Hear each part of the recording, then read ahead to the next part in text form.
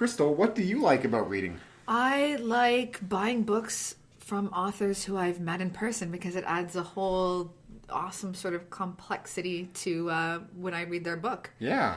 And what do you like about reading, Andrew? Emptying my wallet to buy you those books. It's a pretty sweet deal I've got going on. Yeah. No. No? Not for me. Everybody, welcome to the Goldilocks and the Three Cares podcast, the podcast where we take a look at a direct published work and look at what's too hot, what's too cold, and what's just right. Chrystal, you're in your Superman pose.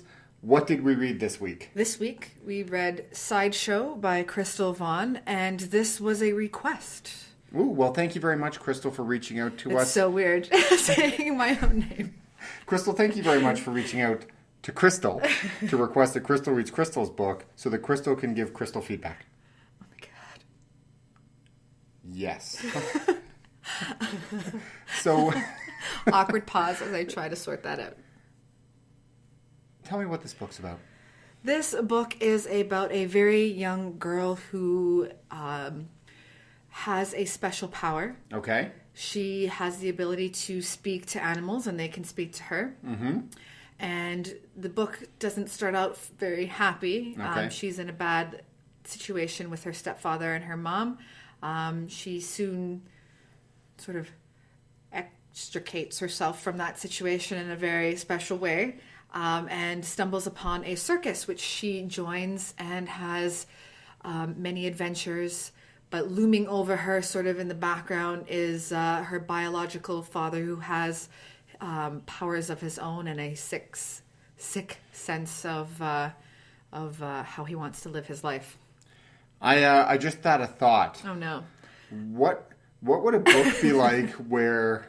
Because you said she can talk to animals and animals can talk to her. Uh-huh. What would it be like if, like, the animals can talk to her, but she can't talk back to them? So the animals just, like, the dog's just, like, looking at the door going, come on, I have to pee. Can't you see? I'm wagging my tail. I'm looking at you. I'm thinking pee thoughts. And then you get up and you go to the bathroom. What is this? But then she can't. So she can't hear the animals? Yeah, but the dog can talk to her. I think you need to go back to the drawing board on this one, Andrew. This is not a good idea. And yet somehow I just licensed the script to start Channing Tatum. Again? Yeah, exactly. Oh, we're just rolling around in Channing Tatum cash.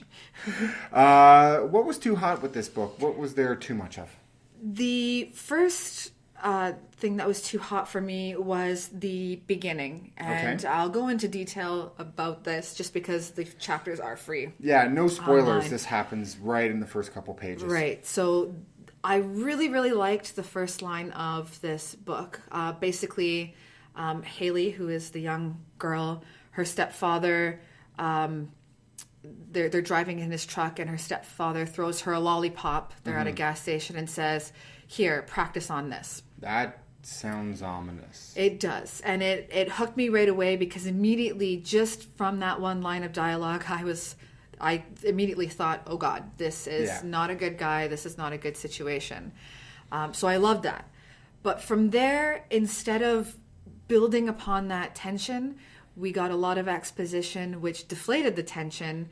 And so we got a lot of information of just how bad this stepfather really is, and I'm sure you know where I'm going with this. But stepping into it right away, as in just telling the reader, rather than allowing the reader to come along with the characters to experience the unfortunate events that are happening to this child. Right, and the fear and the anger and all that stuff. And I mean, we discover as well that she has this ability to speak to her dog, Charlie, who is a significant character in this book as well. And instead of having a lot of sort of dialogue in the car between Haley and Charlie, and then Haley and her stepfather, who threatens to kill Charlie, it would have made for a beautiful, really, really tense scene. But instead, we got a lot of exposition, which, again, deflated the chapter for me. Do you think that was the right way to tell the story? In my personal opinion, no. And why is that? You need to find the most elegant or the best possible way to tell the story that's engaging to the reader. And that's tricky sometimes. It's not easy. Yeah. But when you end up with a lot of exposition, and anything that takes away from that tension is going to bump the reader, which it did for me. So what I'm hearing is that you really, when you're looking to tell a story, you come up with an idea, and then you almost like you're looking at the different facets of the way to look at the story. Exactly. How do you decide on which one's right? Like, is it a I gut know instinct? it's not an easy thing, and part of it is a gut instinct. In this particular case, if you're looking at it and it's a lot of exposition as opposed to when you're with several people in a car, for example, who you can create dialogue with, Yeah. I'd recommend going with dialogue, because you then establish character by the way they talk, but then you also establish emotion, and you can tell the reader that Haley doesn't like her stepfather. I mean, just take the first line. Yeah. Practice on this. Brilliant. It's extraordinarily powerful. Now, you mentioned that, there's a couple different characters there. The dog, Charlie, Haley, the stepfather, the mom who plays a lesser part. Who's the main character in this? Right. That's another thing that was too hot for me. We jump around from points of view. Okay. And give me an example. In one chapter, a little later on, when we introduce the characters in the circus, we have Haley, who I think is the main character in this story. But in one chapter, we jump around from Haley to her dog Charlie, to her adopted father, to the ringmaster, and it gets clouded, the main point of view. And it's interesting because George R.R. Martin does multiple characters, but he delineates by chapter, right?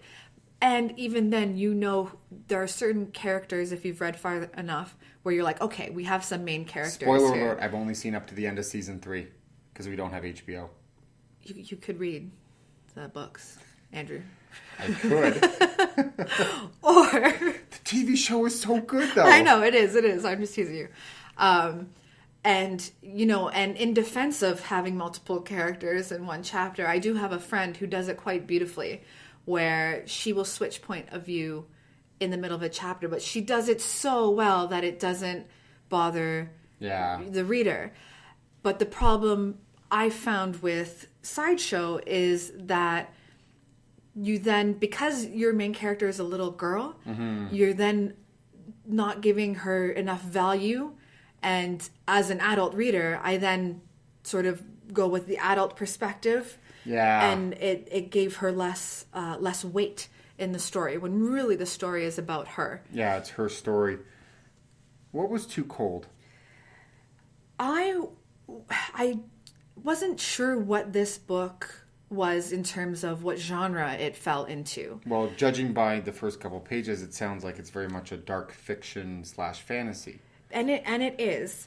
And I kind of hate bringing up this point, because I, for one, I tend to not like defining books by a genre. And I agree with you. I think we try to make things too easy by saying this is within this very, general category. This is a comedy. This is a romance. This Right. is a young adult. When really, people like to read what they like to read for a variety of different reasons. And you and I can like the same book, but from different angles. Exactly. And would look for it in a bookstore in different categories. Exactly. In this case, however, when I first started reading, I thought it was going to be a really dark, dark adult story. Because again, the first line, and we have a young girl, and I thought, this is great. It makes for a really, really delicious dark adult piece of fiction. And there's a lot of meat to something like that. Yeah. Especially it can be really impactful because you have that child as your main character, and you can do a lot with the psychology of the child and how this terrible upbringing has affected her. However, when we're in Haley's point of view, it then read like a young teen book Yeah. for like a 12-year-old, for example. But then the material was so dark that it was very jarring for me.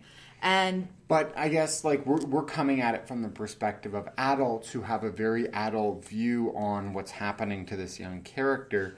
Do you think that was, Chrystal's attempt to blend that in, to really try to make it so that it is, the character's point of view? Because she doesn't have the words for it. This is the viewpoint that she would experience this pretty terrible thing that's happening to her. I think there's a couple things on the character as well. One, she got over things a little too quickly.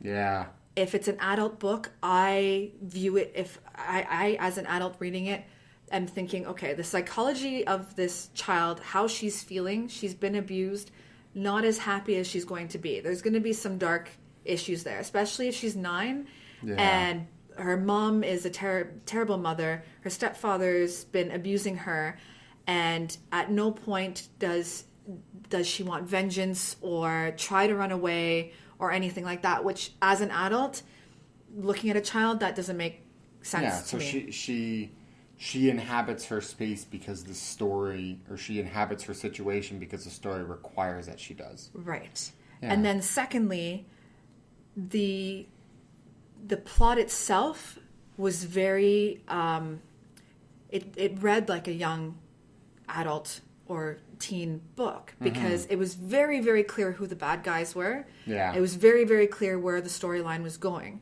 There weren't any tricks, or, the bad guys looked grumpy and, glared at her. And wore black. And wore black. So that was very... And there's nothing wrong with that. No. If you're writing for that teen audience. But then there were sections that were 100% adult and horror, or, really gruesome. That was definitely adult. So it was jarring in the sense that my reading brain didn't know where to fall in either of those categories. Stepping back from, this particular book, Sideshow, that Chrystal wrote, I'm seeing that this is kind of a trend, writing cross-genre books, like a sci-fi horror, that sort of a thing, that are really going for shock value, that are trying to distinguish themselves in a very particular way that may or may not resonate with the readership. It's a high-risk, high-reward writing style. Right, and I think part of it, too, is when I think about horror and what I like, I really like tension, suspenseful situations. I like blue, too. I like blue. Like, where the tension is built. Stephen King, of course, does a really good job of that. Over 1,000 pages, no less, too. Yeah, and it's Stephen King, so that's probably not, a great example. It's who we aspire to be. I'm not a fan of the gruesome shock horror, which Sideshow fell more into. Now, I'm not saying that it was terrible and bad. That's not what I'm saying. It's just not what I prefer to read. So that could be impacting my opinion of the story. What did Chrystal get just right? I loved the core of the plot. What do you mean? I love the idea that you have this really young girl who has this special power to talk to animals. Because, who wouldn't want to talk to animals? In one of our podcasts, you said you wanted to talk to whales. So you're on board. If memory serves, you then offered a different animal for me to talk to, which was demeaning. And also humiliating. And then we posted on the internet. We did, yes. Like this one. Exactly. Bringing that act up. I don't like to humiliate you in public, just online. Just online. Fantastic. So cool power. Okay. I, again, think we could have gone made the character a lot darker and added more depth to the character. But overall, I thought it was a great plot idea. The way that she also described the circus was really visual. I really enjoyed the descriptions. That's not easy either. No, and I fully admit, this may come as a shock to you, but I don't know anything about the circus. So... or descriptions sometimes, Chrystal. I've read your early drafts. Oh, buzzing! Oh, that's just... That was below the belt. I'm sorry. I'm not going to cut that out. No. If you hear the sound of the mic falling, that's because it's been bashed into Andrew's head. You can always tell whenever we cut something out because we're laughing, and then all of a sudden it's me serious going, tell me about this, Chrystal. And there's no cuts in this one. So you were saying about the description of the circus. Really enjoyed it. Thank you. And what specifically can you single out that you did really well?